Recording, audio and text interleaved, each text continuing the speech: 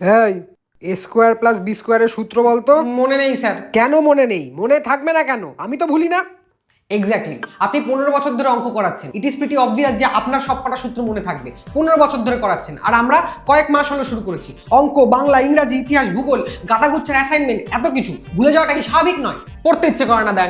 বাড়িতে বউর সঙ্গে ঝগড়া করে এসে সেই রাগ আমাদের উপর দেখান কেন? অ্যাসাইনমেন্ট তো লিখতে ইচ্ছে করে না ব্যাং। পরীক্ষা হলে হালকা করে যখন আমরা মাথা ঘোরাই, এমন করেন যেন নিজেরা ছোটবেলায় এসব কিছু করেননি। বুকে হাত দিয়ে বলুন তো, আপনারা উত্তর মেলাতেন না? হালকা টুকলি করতেন না? বলুন তো। সিলেবাস দেখলে মাথা ধরে যায় ব্যাং। খাবার খেয়ে আসতে তো ভুলিস না, পড়া করে আসতে ভুলে যাস কেন?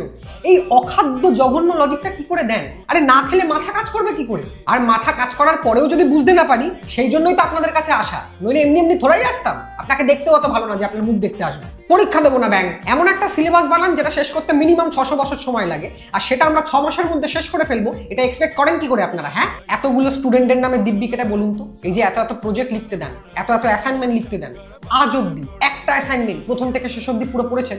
সত্যি করে বলবেন কিন্তু।